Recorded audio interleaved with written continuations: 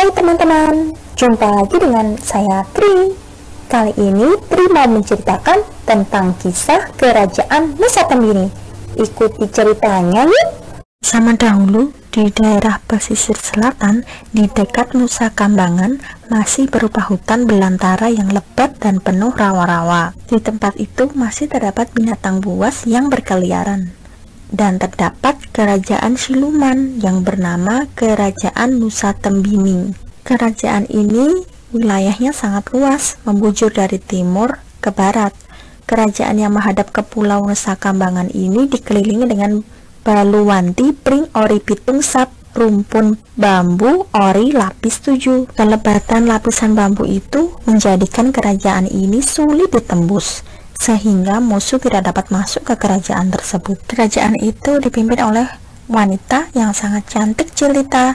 Masyarakat menyebutnya Raja Putri Brantarara atau Ratu Brantarara. Kecantikannya yang luar biasa itu membuat para raja negara lain berebut untuk memperistrinya, namun selalu kandas karena kesulitan mencapai tempat tinggal putri itu. Ratu Brantarara mempunyai kesaktian yang luar biasa dan memiliki seekor kuda sembrani yang dapat terbang. Suatu hari, kerajaan Balus Pakuan Pajajaran yang terletak di sebelah barat Nusa Tembini diserang wabah penyakit yang mematikan. Wabah ini menyerang warga dengan begitu cepatnya. Pagi terjangkit, siang sorenya orang yang terjangkit itu pasti meninggal dunia. Kondisi ini sangat memprihatinkan bagi sang raja Prabu Permanadikusuma. Kesedihannya semakin mendalam karena putrinya juga terkena wabah penyakit itu. Dengan berbagai cara, raja telah berusaha mencari obat untuk putri yang dicintainya, tetapi hasilnya sia-sia. Pada suatu hari, ada seorang biksu dari Gunung Burangrang menghadap sang raja. Sembah hamba Prabu. Terima kasih Kisana. Kedamaian dan kesejahteraan semoga menyertai. Tampaknya ada sesuatu yang penting yang ingin Kisana sampaikan. Salah, mohon ampuni. Kedatangan hamba kemari berhubungan dengan penyakit yang diderita Putri Paduka beserta para rakyat Balus Pakuan Pajajaran. Ampun, Prabu, hamba tidak mempunyai obatnya. Hamba baru saja mendapat wisik atau ilham bahwa penyakit yang diderita oleh Putri Raja akan sembuh jika diobati dengan air mata kuda sembrani. Air mata kuda sembrani? Lalu, kemana harus mencari air mata kuda sembrani itu? Berdasarkan wisik yang hamba terima, obat itu hanya dapat diperoleh di bagian timur Kerajaan Balus Pakuan Pajajaran. Di arah timur Kerajaan Balus Pakuan Pajajaran terdapat sebuah kerajaan yang disebut Nusa Tembini. Disitulah obat itu dapat diperoleh. Akan tetapi, untuk mendapatkannya tidaklah mudah, karena wilayah Kerajaan Nusa Tembini sangat wingit, angker, dan sangat lebat hutannya. Oleh karena itu, hendaknya sang raja mengutus seorang abdi dalam untuk mencari obat itu. Memang berat untuk mendapatkan air mata kuda sembrani itu, tapi saya harus mendapatkannya demi anak dan rakyatku. Sekali lagi saya ucapkan terima kasih Kisanak.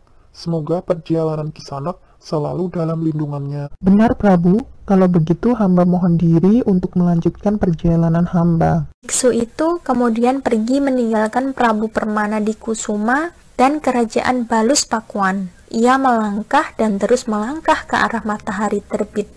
Sementara itu, sepeninggal sang pendeta, Prabu Permanadikusuma memanggil patihnya. Ia memutuskan untuk mengutus Patih Haryatilandanu beserta 2 orang adipati, yaitu Adipati Sendang dan Adipati Gobok, dan beberapa prajurit untuk segera menuju ke kerajaan Nusa Tembini. Patih Haryatilandanu dan engkau Adipati Sendang dan Adipati Gobok, hamba sang Prabu. Ampun Prabu, adakah tugas yang harus hamba laksanakan? Ya, aku baru saja menerima tamu seorang biksu dari Gunung Burangrang. Ia memberitahu tentang obat yang dapat menyembuhkan penyakit anakku dan rakyat Balus Pakuan yang sedang sakit. Obat itu berupa air mata kuda sembrani. Air mata kuda sembrani? Kemana kami harus mencarinya, Prabu? Aku minta bantuan kalian untuk mencari obat itu. Menurut perkataan pendeta tadi, air mata kuda sembrani itu bisa didapatkan di kerajaan Nusa Tembini yang letaknya di sebelah timur kerajaan kita. Untuk itu, Kipatih dan kau Adipati berdua ajaklah beberapa prajurit untuk mencari obat itu. Bawalah perbekalan dan peralatan yang cukup. Baiklah Prabu, kami siap melaksanakan. Kami mohon restu. Perjalanan utusan kerajaan Balus Pakuan Pajajaran ke Nusa Tembini ternyata memang tidak mudah. Mereka harus melewati hutan belantara, rawa-rawa yang luas, serta tempat-tempat yang wingit.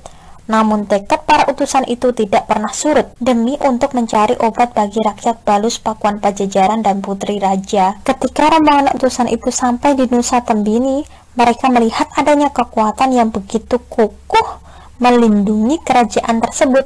Mereka berusaha memasuki kerajaan itu dengan berbagai jalan, tetapi usaha itu tidak berhasil juga. Mereka bertiga lalu mengajak para prajurit mencari tempat istirahat yang aman. Setelah menemukan tempat yang aman, Adipati Gobok, Adipati Sendang, dan Patih Haryatilandanu kemudian bersemedi agar memperoleh petunjuk untuk memasuki wilayah Nusa Tembini. Bagaimana Patih?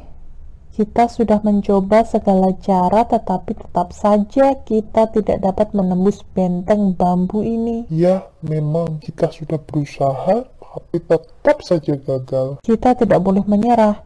Kita tetap harus selalu berusaha apapun resikonya. Benar katamu Ki Gobok, kita harus bersabar. Sebaiknya kita mencari tempat untuk beristirahat dulu sambil berpikir mencari akal. Dalam semedinya, mereka mendapat petunjuk gaib yang merupakan ilham atau wisik yang menunjukkan bahwa benteng bambu yang mengelilingi kerajaan Nusa Tembini akan dapat dihancurkan jika menggunakan peluru-peluru emas. Yang dimaksudkan dengan peluru emas adalah penyebaran uang emas kepada rakyat. Setelah mendengar bisik tersebut, utusan kerajaan Balus Pakuan Pajajaran itu lalu memilih tempat untuk mengerjakan dan membuat peluru-peluru emas sebagai alat penghancur benteng yang letaknya tidak jauh dari kerajaan Nusa Tembini. Mereka menumpang di suatu tempat atau andon, serta melakukan persiapan terakhir. Tempat mereka menumpang dan melakukan persiapan tersebut kemudian disebut dengan donan. Pada hari yang telah ditentukan, berangkatlah rombongan prajurit Balus Pakuan Pajajaran untuk melakukan penyerangan ke kerajaan Nusa Tembini dengan membawa peluru-peluru emas. Serangan dengan peluru emas ini rupanya membawa hasil.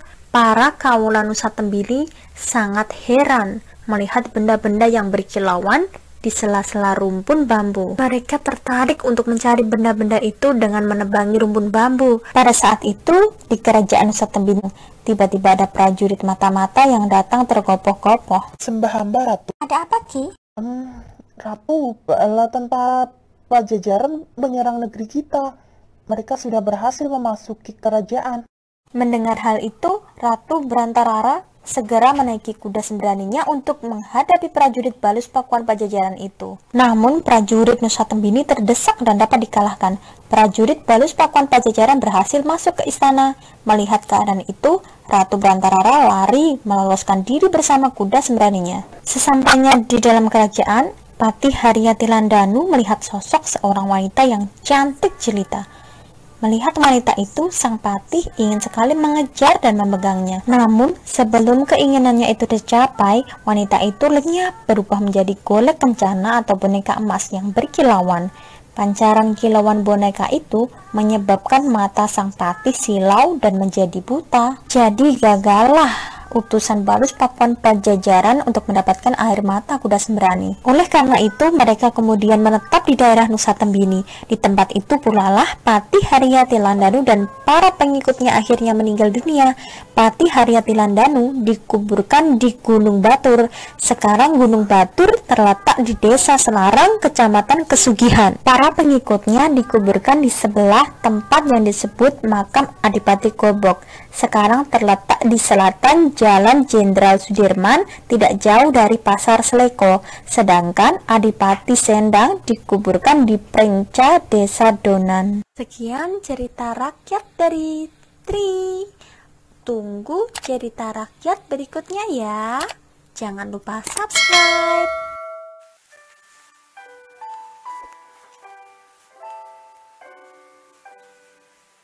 Sa